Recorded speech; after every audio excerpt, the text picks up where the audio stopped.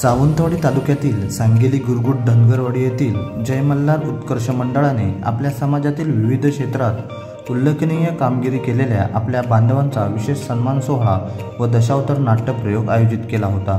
या कार्यक्रमाचे उद्घाटन सांगेली सरपंच लहू भिंगारे व माजी जिल्हा परिषद सदस्य पंढरीनाथ राऊळ यांच्या हस्ते प्रतिमा पूजन व दीप प्रज्वलित करून मान्यवरांच्या उपस्थितीत करण्यात आला। यावेळी व्यासपीठावर सांगेली येथील गावकर लक्ष्मण राऊळ, उपसरपंच संतोष नार्वेकर, पुरुषोत्तम राऊळ, रिलाड, गावातील मानकरी, ग्रामपंचायत सदस्य आदी ग्रामस्थ मोठ्या संख्येने उपस्थित होते।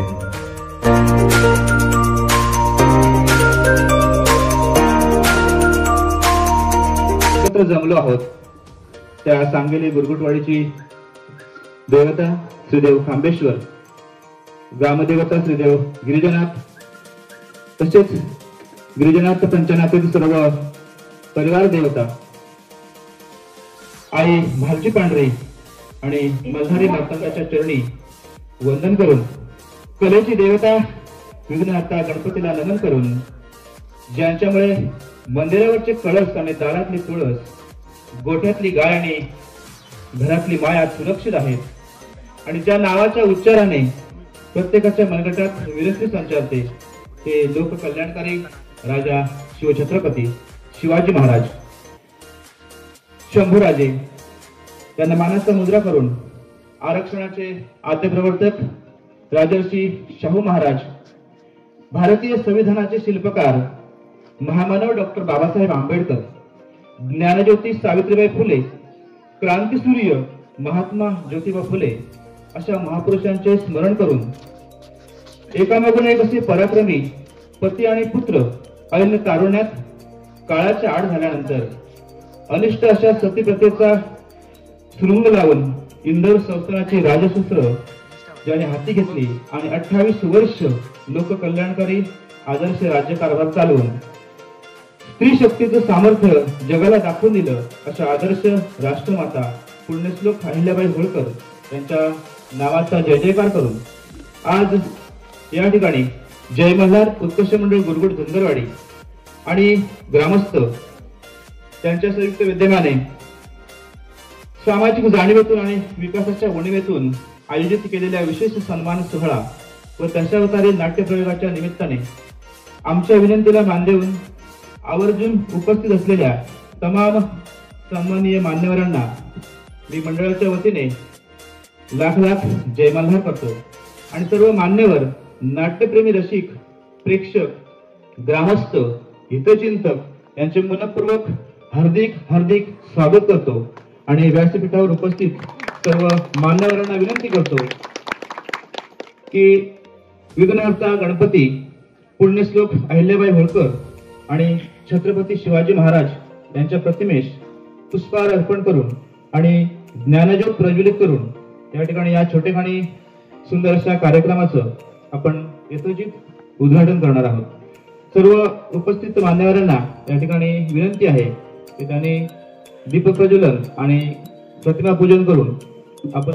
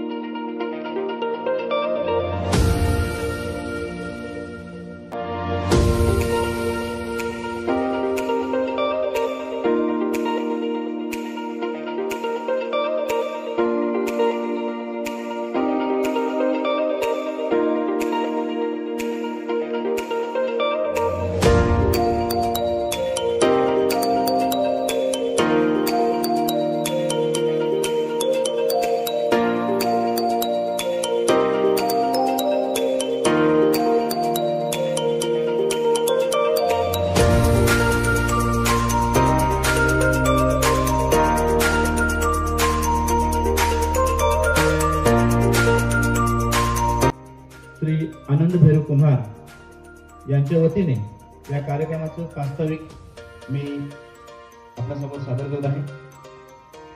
आमचे आराध्य दैवत भालची पांढरे, श्री देव खांबेश्वर, श्री गिरिजानाथ, श्री लाड आमच्या समाजातील गुणवंतांचा सन्मान करून इतर नवतरुणांना प्रेरणा मिळावी आणि भविष्यात अनेक वर्ष अशाच वेगात राहिलेल्या समाज विकासाच्या दृष्टीने प्राथमिक भौतिक समस्या गाव आणि शासन प्रशासनाच्या समोर व्यक्त करून सर्वांच्या सहकार्याने भौतिक विकास साधावा अशा प्रामाणिक शुद्ध हेतूने या कार्यक्रमाचे आयोजन करण्यात आलेले आहे. मंडळाच्या माध्यमातून समाजाच्या सर्वांगीण विकासाच्या दिशेने टाकलेले हे पहिले पाऊल आहे. त्यामुळे मुळात वाघाच्या जबड्यातून शेळी सोडून घेण्याचे धैर्य असलेल्या पण लाजऱ्या बुजऱ्या स्वभावाच्या धनगर समाजाला आपल्या आधाराच्या व सहकार्याच्या भूमिकेतून आपण सर्वांनी पाठबळ द्यावं आणि स्वातंत्र्याच्या 75 वर्षानंतरही मूलभूत सुविधा पासून वंचित असलेल्या आमच्या समाजाला विकासाच्या प्रवाहात आणावं ही आमची प्रामाणिक इच्छा आणि माफक अपेक्षा आपणासमोर व्यक्त करतो. आणि आमच्या विनंतीला मान देऊन आपण सर्व मान्यवर आणि ग्रामस्थ, इष्टमित्र मंडळी, रसिक, नाट्यप्रेमी मोठ्या संख्येने अगदी वेळेत उपस्थित राहून आम्हाला उपकृत करत आहात त्याबद्दल मंडळाचे संस्थापक अध्यक्ष श्री राजन बापू डोईफोडे आणि विद्यमान अध्यक्ष श्री आनंद भैरू कुमार यांच्या वतीने धन्यवाद आणि शुभेच्छा देऊन वाणीला विराम देतो. जय हिंद, जय महाराष्ट्र, जय अहिल्या, जय शिवराय. नवतरुण मंडळी एकत्र जमले असता मंडळ स्थापन करण्याचा विचार पुढे आला आणि या वाड्यातील जाणत्या मंडळींची चर्चा व विचारविनिमय करून सप्टेंबर 2020 मध्ये जय मल्हार उत्कर्ष मंडळ गुरगुटवाडी या नावाने मंडळ स्थापन करण्यात आले. त्यानंतर गावातील ज्येष्ठ गावकरी मंडळी, समाजातील ज्येष्ठ मंडळी, महिला वर्ग, तरुण मंडळी यांच्या उत्तम सहकार्याने गेली 4 वर्षे मंडळाची वाटचाल प्रगतीच्या दिशेने होत आहे. त्याचाच परिपाक म्हणून आपल्या वाडीवर एक दशावतारी नाट्यप्रयोग व्हावा अशी आमच्या काही सदस्यांनी इच्छा व्यक्त केली. त्यावर चर्चा आणि विचारविनिमय करून नाट्यप्रयोग करण्याचे निश्चित झाले. त्यानंतर नाट्यप्रयोग करायचाच आहे तर त्याला जोडून गावातील आणि समाजातील आम्हाला वेळोवेळी सहकार्य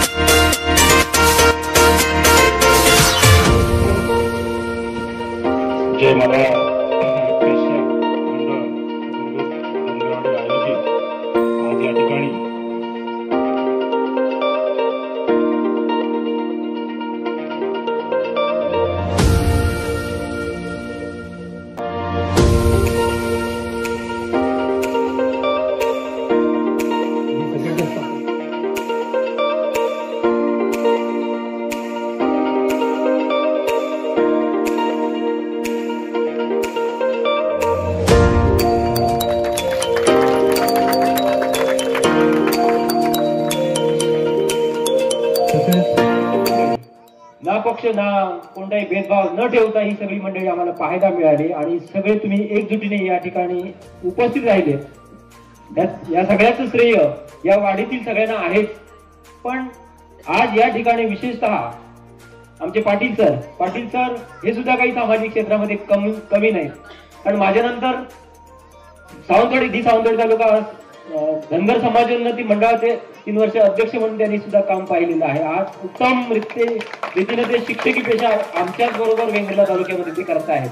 तर अशा आणि या कार्यक्रमाचं संपूर्ण जे उत्कृष्ट असं जे नियोजन आहे ते त्यांनी आपल्या सगळ्या सहकार्यांना बरोबर घेऊन केलेलं आहे.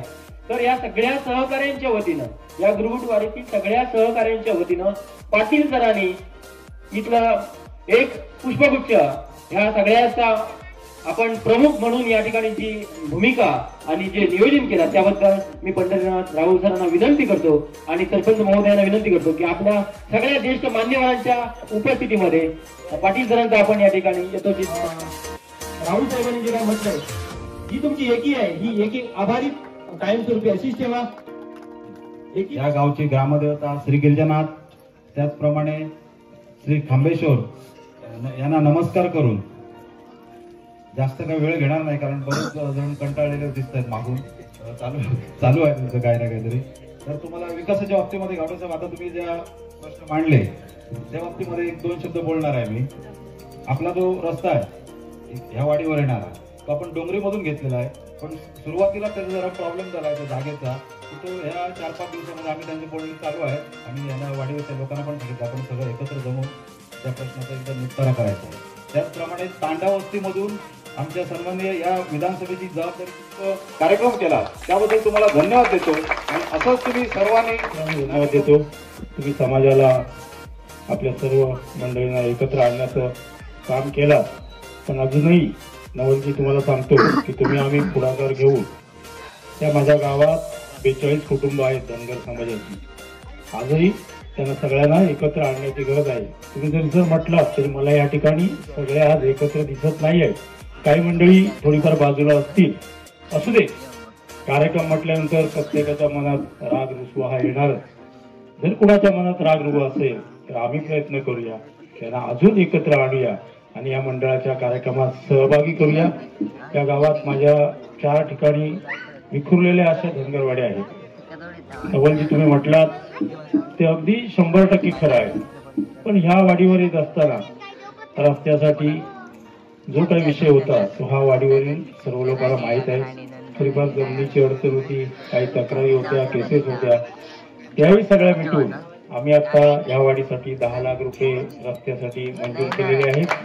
त्याचबरोबर जो पाटील सर राहतात त्या वाडीवरचा जो रस्ता आहे तो डोंगरी विकासमधून आम्ही साधारण 70 लाख रुपये त्या रस्त्यासाठी प्रस्तावितमध्ये आमची मागणी आहे. उद्या जरी आलात तरी आम्ही तुम्हाला दाखवू शकतो. आणि गेल्या वर्षीच मी पाटील सरांना म्हटलंय की तुमचा रस्ता तुम्ही न सांगता आम्ही त्याची मागणी करतोय. राहिला विषय त्या वाडीवरचा, त्या वाडीवर सुद्धा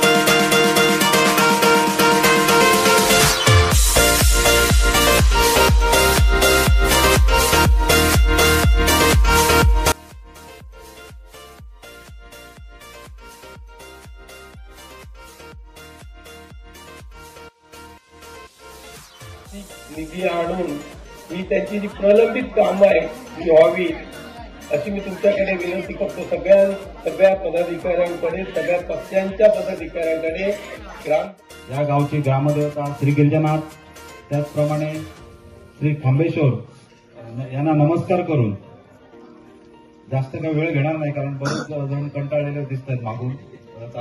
चालू आहे तुमचं काय ना काहीतरी. तर तुम्हाला विकासाच्या बाबतीमध्ये गावडेसाहेब, आता तुम्ही ज्या प्रश्न मांडले त्या बाबतीमध्ये 1-2 शब्द बोलणार आहे मी. आपला जो रस्ता आहे ह्या वाडीवर येणार आहे तो आपण डोंगरीमधून घेतलेला आहे, पण सुरुवातीला त्याचा जरा प्रॉब्लेम झाला आहे त्या जागेचा. तो ह्या 4-5 दिवसामध्ये आम्ही त्यांचं बोलणी चालू आहे. आम्ही यांना वाडीवरच्या लोकांना पण सांगितलं आपण सगळं एकत्र जमून त्या प्रश्नाचा एकदम निपटारा करायचा आहे. त्याचप्रमाणे तांडा वस्तीमधून आमच्या सन्माननीय या विधानसभेची जबाबदारी गावातील सर्व सामाजिक कार्यकर्ते असतील, मान्यवर उच्च असतील पदावर ज्याच्या, त्यांचे तुम्ही सन्मान देऊन कार्यक्रम केला त्याबद्दल तुम्हाला धन्यवाद देतो. आणि असंच तुम्ही सर्वांनी नाटक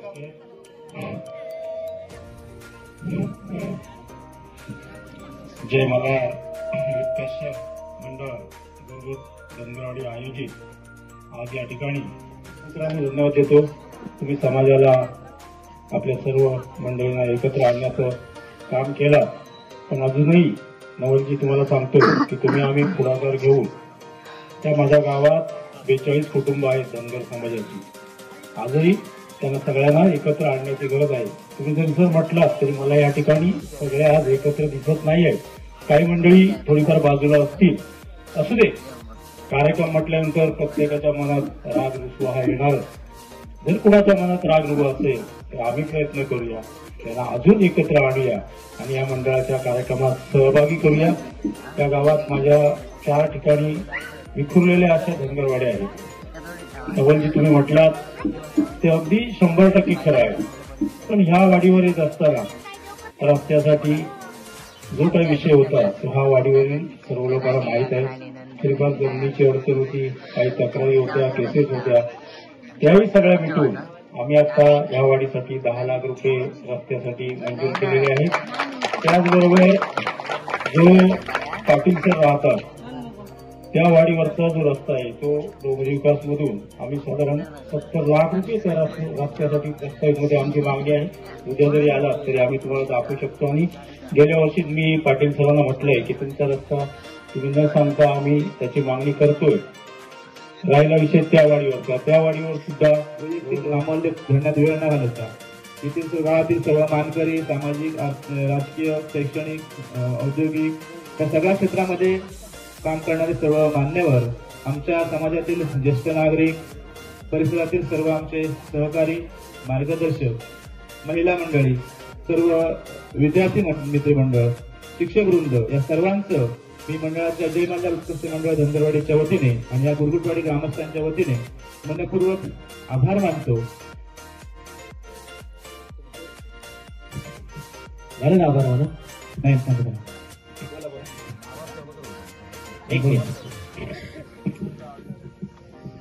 येळकोट जय मल्हार हरच्या पांढरीच्या नावानं चांगलं.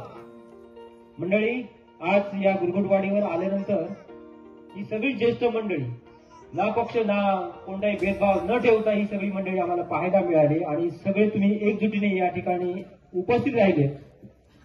या सगळ्याचं श्रेय या वाडीतील सगळ्यांना आहेच. पण आज या ठिकाणी विशेषतः आमचे पाटील सर हे सुद्धा काही सामाजिक क्षेत्रामध्ये कमी नाहीत. कारण माझ्यानंतर सावंतवाडी तालुका धनगर समाजोन्नती मंडळाचे 3 वर्ष अध्यक्ष म्हणून त्यांनी सुद्धा काम पाहिलेलं आहे. आज उत्तम रीतीने ते शिक्षकी पेशा आमच्याच बरोबर वेंगुर्ला तालुक्यामध्ये ते करत आहेत. तर अशा आणि या कार्यक्रमाचं संपूर्ण जे उत्कृष्ट असं जे नियोजन आहे ते त्यांनी आपल्या सगळ्या सहकार्यांना बरोबर घेऊन केलेलं आहे. तर या सगळ्या सहकार्यांच्या वतीनं, या गुरगुटवाडीतील सगळ्या सहकार्यांच्या वतीनं पाटील सरांनी इथला एक पुष्पगुच्छ ह्या सगळ्याचा आपण प्रमुख म्हणून या ठिकाणी जी भूमिका आणि जे नियोजन केलं त्याबद्दल मी पंढरीनाथ राहुल सरांना विनंती करतो आणि सरपंच महोदयांना विनंती करतो की आपल्या सगळ्या ज्येष्ठ मान्यवरांच्या उपस्थितीमध्ये पाटील सरांचा आपण या ठिकाणी येतो. राहुल साहेबांनी जे काय म्हटलंय, जी तुमची एकी आहे ही एकी आभारित कायमस्वरूपी अशीच ठेवा.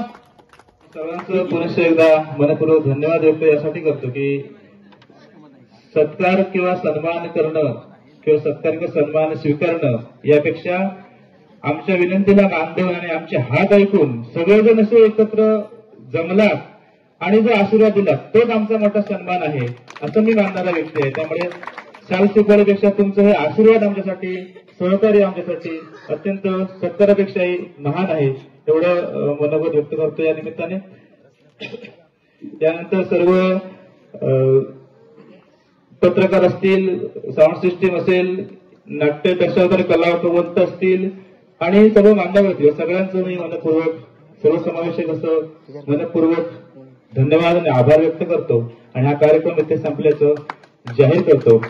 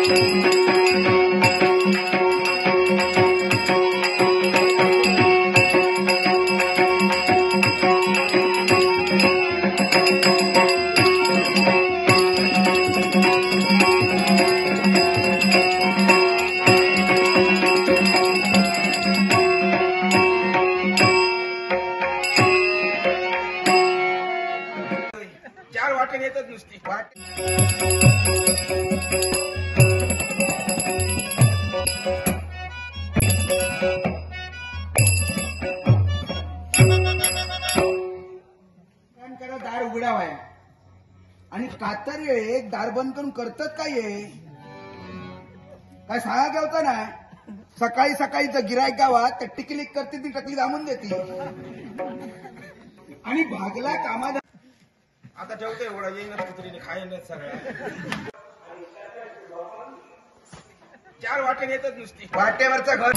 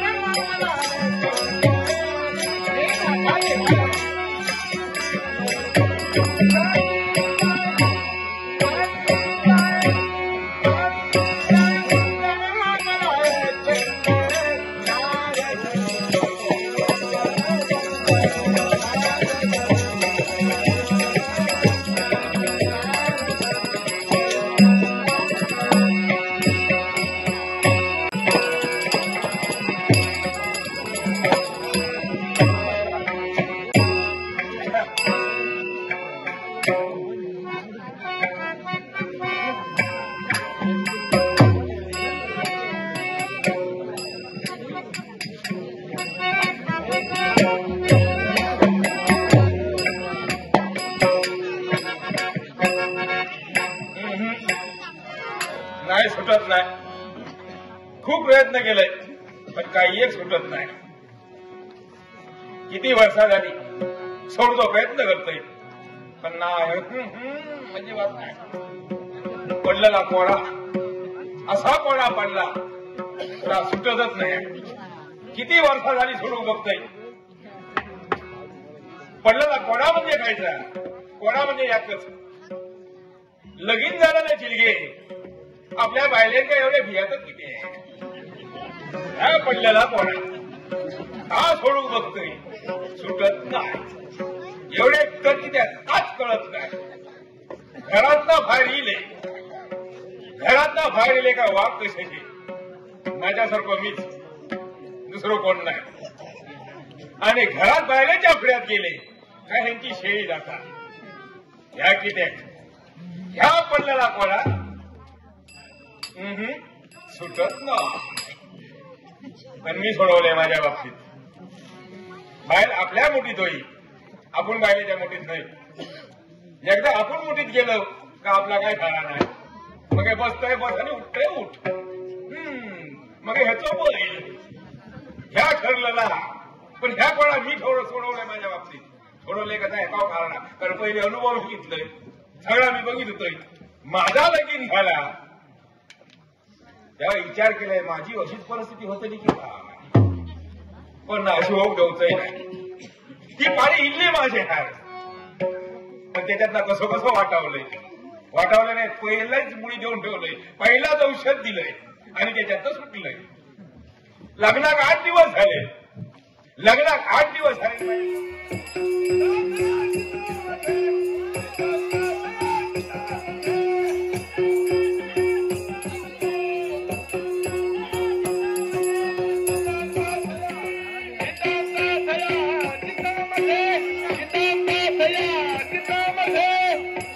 दार उघडावाय आणि कातर एक दार बंद करून करतात काय काय सांगा गेलता ना. सकाळी सकाळी जर गिरायक गावात तर टिकलिक करते ती टकली दामून देते आणि भागला हे उभ्या शेंडीचं नक्षत्र बहुधा याच मार्गाने येत आहे.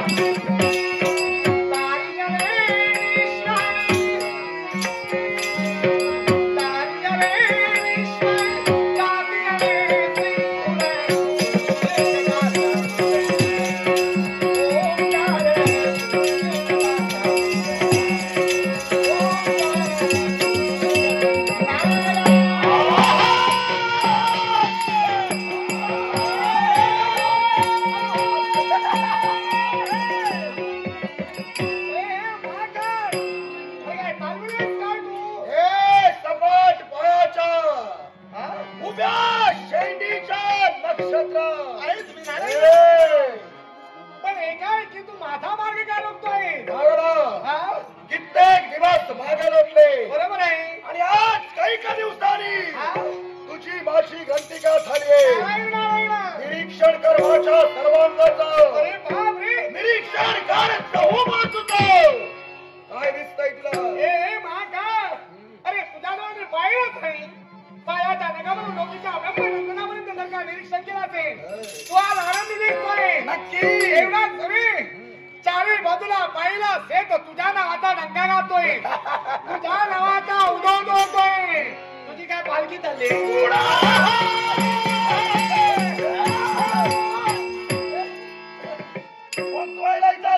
ही पालखी नव्हे. आनंदाचा उत्सवात मनाला ठरला असेल पालखी बोलावूया. पण काय रे, होय. हा एवढा आनंद कशाचा साजरा होतोय? यालाही कारण आहे. ऐकूया. नारदा, या महाकाळानं भक्ती केली शिव शंकराची. कशासाठी? आणि माझ्या भक्तीचं श्रेय म्हणून त्यात शिव शंकरानं अमर होण्याचा मार्ग मला दाखविलाय. अमर होण्याचा मार्ग? होय. असा कोणता मार्ग? याच मृत्यूलोकात, याचा मृत्यूलोकात, हिमगिरी पर्वताच्या पायथ्याजवळ, हिमगिरी पर्वताच्या पायथ्याजवळ असंख्य नागांच्या सानिध्यात असलेला मानवाचा अजिंक्यमणी, तो अजिंक्यमणी जर का मी मिळविला तर मला मारणारा विश्वास कुणी नाही. म्हणजे ज्यावेळी तुला अजिंक्यमणी प्राप्त होईल त्यावेळी तो अजिंक्य अमर होणार आहे. आणि तोच मणी मिळविण्यासाठी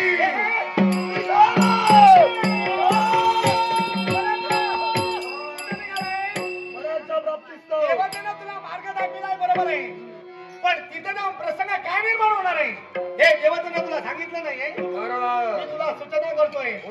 जर काय हिमगिरी पर्वताच्या पायथ्याजवळ तू गेला असतील आणि जर का तो अजिंक्यमणी तुझ्या नेत्रासमोर दिसला असेल, मनाला जर का स्पर्श करण्याचा प्रयत्न करतील, हे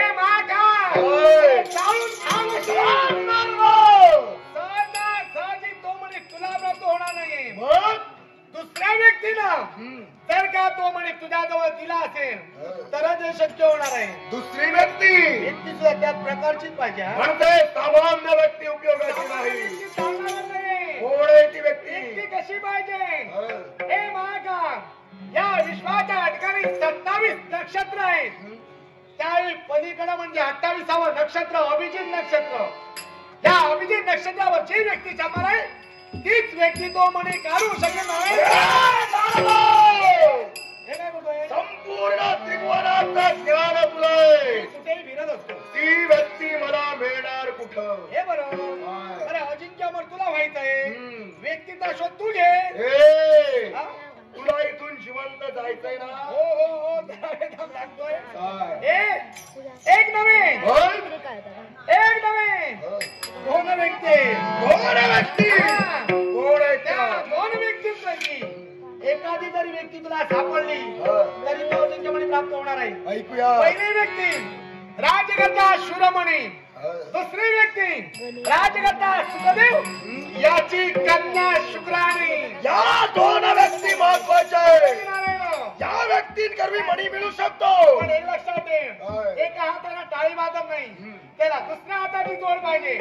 तुझ्या सानिध्यात जर का तुझ्या बरोबर कोण असेल बरोबर शक्य होणार आहे. मग नारदा, तुझ्या नेत्रा समान हा महाकाळ काय निर्माण करतो? अमरापासून कुठं तरी माझं रक्षण व्हावं हा एकाच विचार केला आणि एकांत भाव पत्करला. तन मन धन देवा चरणी अर्पण केलं आणि माझ्या भक्तीचं श्रेय म्हणून तो रुद्रदेव साक्षात माझ्या नेत्रासमोर अवतीर्ण झाला. देव नेत्रासमोर दिसतात. अमर होण्याची इच्छा देवासमोर प्रदर्शित केली. देवा अमरत्वाचं वरदान दिलं नाही, पण अमर होण्याचा मार्ग तुम्हाला दाखविला. आणि तोच मार्ग काय असेल तर या मृत्यूलोकात हिमगिरी पर्वताच्या पायथ्याजवळ असंख्य नागांच्या सानिध्यात असलेला तो अजिंक्यमणी, तो अजिंक्यमणी जर का मी मिळविला तर मला मारणारा या विश्वात कुणी नाही. गरज आहे ती अजिंक्य बनायची.